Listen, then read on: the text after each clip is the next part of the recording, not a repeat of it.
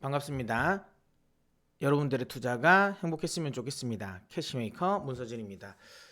2월 8일 출근길 시황 바로 시작해 보도록 하겠습니다. 오늘은 다들 아신 것처럼 시장의 메인 이슈는 파월 의장의 연설이었습니다. 그러니까 워싱턴 DC에서 있었죠. 예, 이제 경제 클럽에 초청 받았죠. 예, 이 모임에 초청 받아서 거기서 이제 발언을 했는데 칼라일 회장이 이제 이 사회를 봤단 말이에요. 이거 요즘은 아무튼 참 좋습니다.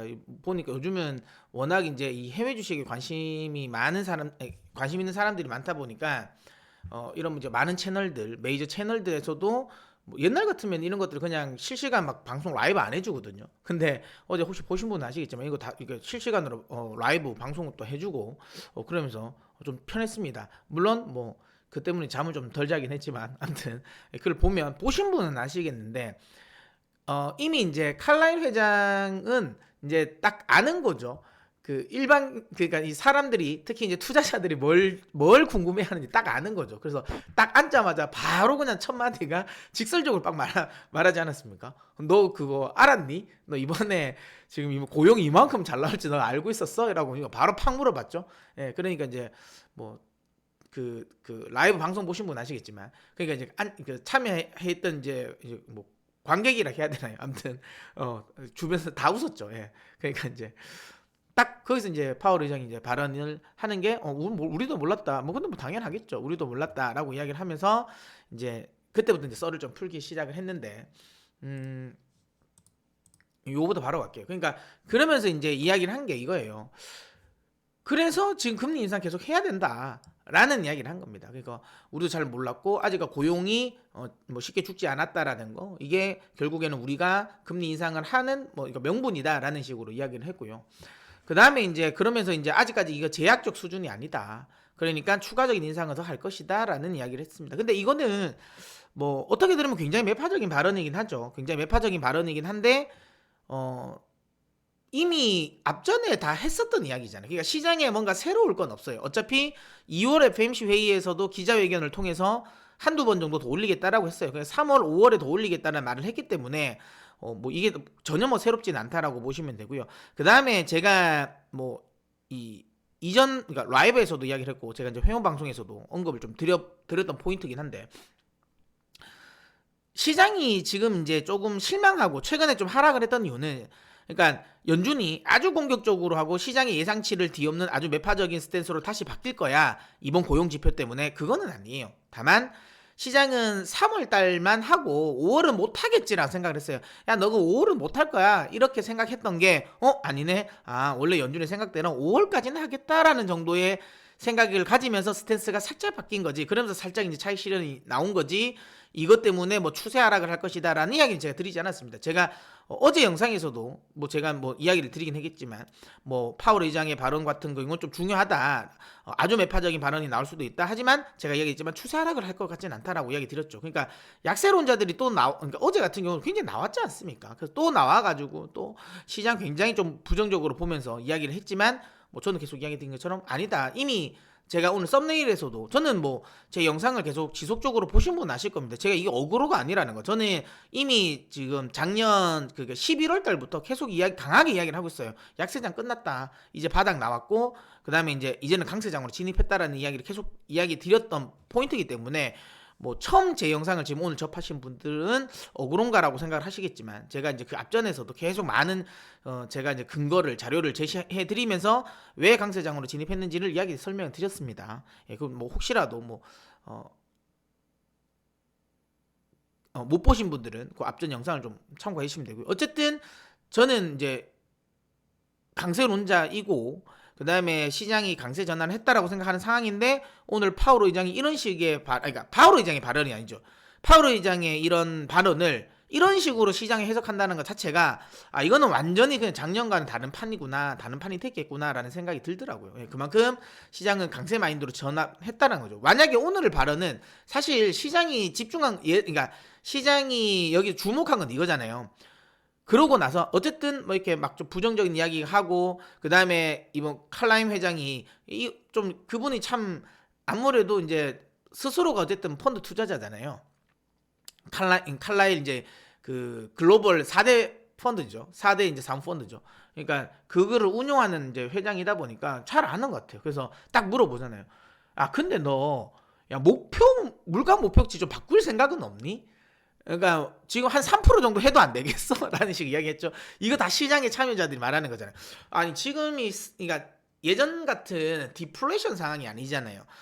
지금 이미 시장이 좀 바뀐 상황에서 굳이 예전에 그러니까 디플레이션 상황이었을 때의 물가 목표치를 고수할 이유가 있나라는 생각을 계속 하잖아요. 이거는 뭐 유명한 이제 경제 석학들도 많이 이야기하죠. 뭐 최근 들어서는 제레미 시걸 교수도 뭐 이런 이야기를 많이 하시는데 어쨌든 저도 좀 그렇거든요. 왜냐하면 연준이 지금 이 목표 물가치 2%라는 거는 그러니까 너무 물가가 상승을 안 해서 그러니까 디플레이션 상황에서 물가를 끌어올리기 위한 목표치였거든요. 그러니까 너무 낮으니까 물가가 목표치를 2%까지 끌어올리겠다는 생각이 목표치였는데 근데 이거는 아까도 막 방금 이야기처럼 디플레이션 상황이거든요. 지금 인플레이션 상황이잖아요.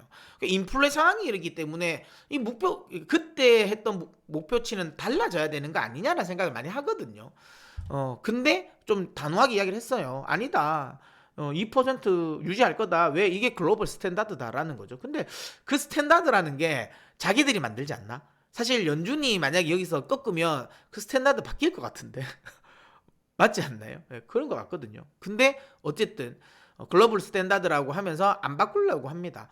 근데 이거는 좀 지켜보긴 해야 될 것 같아요. 왜냐하면 다시 한번 이야기지만 글로벌 스탠다드는 본인들이 만든다는 걸 잘 알고 있을 거예요. 그래서 여의치 않으면 바꿀 것 같긴 해요. 근데 이게 올해는 안 바꿀 것 같습니다. 왜냐하면 이거 지금 바꾼다 해버리면 난리 납니다. 예.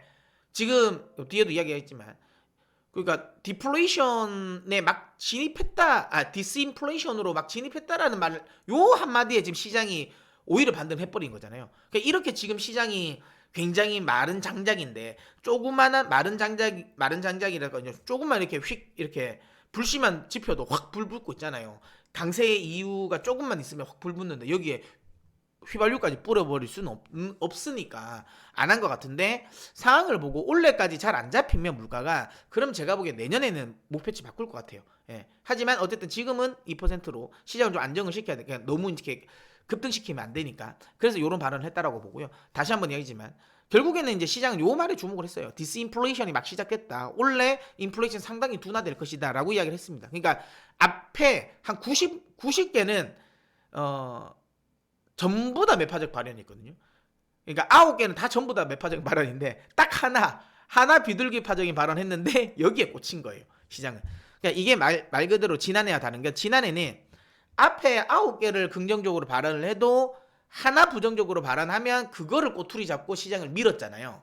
근데 지금은 앞에 9개를 부정적으로 이야기를 했지만 하나 긍정적인 걸 잡아서 시장을 올리는 거죠. 그러니까 이것만 보더라도 시장의 마인드가 달라졌다라는 거예요. 그러니까 작년에 대응하던 것대로 그러니까 약세 마인드로 대응하면 안 된다는 거예요. 이미 시장은 강세 마인드로 바뀌었는데 자꾸만 약세 마인드로 대응을 하면 재미없죠. 말 그대로 진짜 fear of missing out 됩니다. 그러니까 포모 되죠. 이게 이제 유식하게 이제 fear of missing out 포모라고 이야기하지만 우리도 좋은 말이 있잖아요. 제가 늘 사용하는 말. 배 고픈 건 참아도 배 아픈 건 못 참는다. 그러니까 남들 떨어질 때 다 같이 떨어지는 건 괜찮지만 남들 올 때 나만 못 오는 건 이거는 못 참는 거죠. 예. 그러니까 딱 지금 현재 그런 심리가 아주 강한 것 같습니다. 그래서 그리고 아직까지는 좀 쉽게 말하면 뭐 지수 자체에 그러니까 뭐 기업 실적과 관련된 부분에 있어서의 뭐 적정 밸류라든지 이런 것들을 따지면 높은 건 맞죠. 높은 건 맞지만 그냥 단순히 지수 때만 보면 아직까지는 부담 없는 상황은 맞거든요. 그러다 보니까 좀 적극적으로 저가 매수가 좀 들어오는 게 아닌가라는 생각이 들고요. 그러다 보니까 다시 한번 이야기지만 계속 강조드립니다. 예. 섣불리 매도를 치시면 안 돼요. 제가 이야기를 할 때도 괜히 지금 가격에서 약세론자들이 하방 이야기하고 그러면서 이 현금 확보 이야기하지만 아니다. 그냥 참아봐라. 오히려 파월 의장이 발언으로 혹시라도 밀린다면 매수가 낫다라고 이야기 드렸는 것처럼 저는 근데 사실 내심 좀 아쉬워요. 좀 한번 빠져줬으면 좋겠다라는 생각이 드는데 차트 보면서 한번 설명드리겠습니다. 한번 눌러주는 게 좋아요. 저는 여기서도 이야기했지만 라이브에서도 이야기했지만 한 11,500까지는 한번 나스닥 기준입니다. 한번 좀 떨어졌으면 좋겠습니다. 그래 좀 사고 싶은 거 좀 편하게 사지. 지금 엔비디아를 굉장히 사고 싶은데 엔비디아 너무 많이 올라갔어요. 근데 저는 사는 게 맞다고 봅니다. 여러분들이 지금 머릿속에 가지고 계신 종목들 있지 않습니까? 뭐 마이크로소프트라든지 아마존이라든지 애플이라든지 테슬라, 엔비디아 이런 빅테크 기업들은 그냥 사세요. 예. 사시고 언제 떨어질지 모르나. 떨어지는 하겠지. 근데 언제인지 모르잖아. 그 예를 들어 이런 거잖아. 제가 뭐 그냥 예를 드릴게요. 만약에 내가 엔비디아를 산다. 그러면 지금 너무 많이 올랐어요. 원래 3분의 1토막 났잖아요. 고점 대비 3분의 1토막 났다가 지금 반을 회복했습니다. 반을 회복한 상태인데. 그럼 여기서 분명히 떨어지겠지. 이거 뭐 계속 이래 가겠어요. 한 방에. 그러지는 않겠지만 중요한 건 이거예요. 조정이 만약에 이만큼까지 올랐다가 280불까지 올랐다가 240불 정도까지 조정 줄 수 있잖아요. 그러면 지금이 어쩌면 또 싸긴 하거든요. 그러니까 다시 한번 얘기하면 정확한 마켓 타이밍 잡지 마세요. 그냥 사시고 중요한 건 제가 보기에는 시장의 큰 흐름은 어쨌든 저는 강세로 이제 전환됐기 때문에 추세 하락하지 않을 것 같습니다. 다시 엔비디아가 전저점 보지 않을 것 같아요. 그러면 지금은 일단 1차 매수를 하세요. 그냥 1차 매수 해놓고 내가 떨어지면 추가 매수한다는 생각으로 하시면 될 것 같아요. 예, 그런 게 제가 보기엔 더 마음 편하다. 뭐 이게 제가 엔비디아를 예를 들었지만 그 뭐 마이크로소프트 동일합니다. 테슬라도 동일하고요. 예, 이런 애들은 그냥 지금 사셔서 나중에 밀릴 걸 감안해서 추가 매수한다는 생각으로 대응하시면 될 것 같습니다. 아시겠죠? 그래서 어쨌든 오늘 빅테크 기업들 흐름 다 좋았다라는 거. 자, 다시 지수 보겠습니다. 나스닥 2% 올랐습니다. 엄청나죠? 이거 제가 이제 새벽 4시에 잤거든요. 그러니까 처음에 이제 연설 보고 연설 듣고 그다음에 새벽 4시에 이제 정리하면서 새벽 4시에 잤는데 그때까지만 하더라도 그러니까 연설하는 파월 회장이 연설 중간에는 왔다 갔다 했어요. 예. 한번 쫙 급락 나왔다가 또 쫙 급등 나왔다가 급등 쫙 나왔죠. 이 디스인플레이션 이야기하다가 쫙 급등 나왔다가 그다음에 이제 또 추가적인 긴축한다 뭐 아직 제약적 수준이 아니다 이러면서 다시 쫙 내렸습니다. 그러다가 저가 매수 들어오면서 한 새벽 한 4시, 4시 반 이 정도에는 그러니까 하락은 했어요. 하락은 했지만 크게 하락은 안 했어. 그러니까 그래 한 보합권 정도라는 느낌이었어. 이렇게 안 올랐거든요. 보합권 정도 느낌 보고 잤거든요. 아침에 누웠는데 갑자기 2% 올랐어. 나스닥. 뭐지? 그만큼 굉장히 저가 매수가 강하다는 겁니다. 자, 나스닥 2% 가까이 상승을 했고요. S&P 500도 강합니다. 네, 지금 1.3% 정도 하락했죠. 1.29% 상승을 하면서 지금 중요한 지지선을 밟았습니다. 여기 이걸 완전 지지선 라인으로 형성한 거죠. 오늘 또 4,100이 강력한 지지선이거든요. 그러니까 중요한 지지선입니다. 그러니까 이 앞전에는 이게 아주 중요한 저항대였고 기술적인 차트를 봤을 때 이게 돌파가 돼야지 이제 하락 약세장을 벗어나는 거거든요. 그러니까 기술적으로 봤을 때. 근데 요걸 오늘 정확하게 한번 눌렀다가 찍었다가 올랐어요. 이거 굉장히 중요한 흐름이죠. 차트적으로만 봤음에도 굉장히 괜찮습니다. 추가적인 상승 가능하다고 보고요.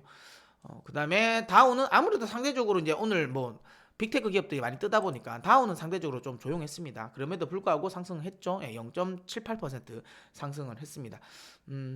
S&P 500을 그냥 기준으로 이제 차트를 보면 제가 계속 이야기했지만 4,300 정도까지는 반등을 할 것 같습니다. 이 정도까지는 반등을 했다가 눌리지 않을까라는 생각을 하고요.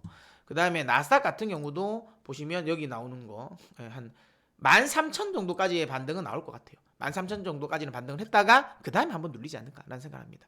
그렇기 때문에 아직까지는 리스크 관리 쪽보다는 오히려 상승에 대한 리스크, 그러니까 내가 상승했을 때 따라가지 못하는 대한 리스크가 지금은 좀 더 많다라고 생각합니다. 그렇기 때문에 일단은 뭐 지금은 굳이 현금 확보를 한다라기보다는 매수 쪽에 좀 배팅을 하는 게 맞지 않을까 이렇게 이야기 드리도록 하겠습니다. 자, 그 다음에 이제 상품 한번 훑어보고 마무리하도록 할게요. 자, 선물 시장 보겠습니다. 일단 달러화가 살짝 약세가 나왔습니다. 뭐 근데 아직 강하게 약세가 나온 건 아닙니다. 여전히 최근에 반등해서 여전히 유지가 했습니다. 왜냐하면 뭐 당연히 파월 의장의 발언 자체가 뭐 해석을 하기에는 뭐 지금 그러니까 주식 시장은 이거를 굉장히 비둘기파적으로 해석을 했지만 실제로 내용을 뜯어보면 금리 인상 계속 하겠다라는 거기 때문에 비둘기라고 보기는 어렵거든요. 그러다 보니까 달러가 아주 강하게 움직이진 않았고요. 그러다 보니까 유로 FX 같은 경우 유로화 같은 경우도 지금은 좀 보합 정도에서 마무리가 됐고요. 그 다음에 결국에는 국채 가격은 또 그러니까 국채 금리는 올랐습니다. 그럼 국채 가격은 떨어진 거죠. 다시 한번 얘기하지만 시장은 그러니까 주식 시장은 이거를 비둘기파적으로 해석했지만 실제로 금리를 더 올리겠다라는 게 맞거든요. 그러다 보니까 미국제 10년물 가격은 떨어졌다. 가격이 떨어졌다라는 건 금리가 올라갔다는 거죠. 살짝 올랐고요. 2년물 역시도 올랐습니다.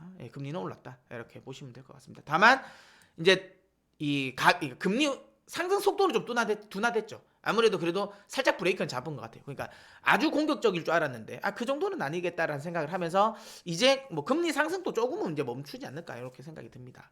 자, 그다음에 오늘 특징적인 흐름은 상품 시장에서 유가죠. 유가가 폭등을 했습니다. 그 5% 가까이 상승을 했죠. 4.7% 상승을 했는데 뭐 특별하게 이만큼 끌어올릴 만한 재료가 있었냐? 없었어요. 예. 아주 강하게 끌어올릴 만한 재료는 없었습니다. 없었고 그러면 왜 올랐냐? 일단 제가 어제 이야기했던 것들이랑 똑같습니다. 동일하게 이 터키 지진으로 인해 가지고 이제 일부 이 석유 이 터미널 시설들이 좀 폐쇄됐다라는 거 그것도 있고 그다음에 전반적으로 70불 정도에서는 또 저가 매수가 들어오는 거죠. 당분간 박스권일 것 같습니다. 제가 계속 이야기 드리지만 80불, 70불 좀 박스권일 것 같다라는 생각이 들고 그러다 보니까 지금 좀 저가 매수 좀 들어오는 거 거기에 달러가 살짝 약세되니까 거기에 또 매수세가 좀 들어오는 거 이런 포인트들이 좀 합쳐지면서 유가가 급등을 했다라는 거고요. 근데 특별하게 급등할 만한 이유는 없었기 때문에 언제든지 또 하락을 할 수 있다. 다만 당분간은 여기 보시는 것처럼 뭐 여기 단계적으로 언더슈팅, 오버슈팅이 나오겠지만 요 안에서의 좀 박스권의 흐름이지 않을까라는 생각이 듭니다. 천연가스 가격도 아무래도 유가가 오르면서 같이 좀 올라줬다라는 거. 근데 천연가스는 너무 싸긴 해요 지금은. 그 다음에 구리 가격도 살짝 반등이 나왔다. 그러니까 달러가 살짝 약세가 나오면서 살짝 이 반등이 나오는 이런 흐름을 보였다라는 거. 하지만 시장이 아주 뭔가 인플레이션을 자극시킬 만한 요소는 없었다. 이렇게 이야기 드리도록 하겠습니다. 자, 그러면 오늘도 여러분 다들 성투하시고요. 메이크머니 하십시오.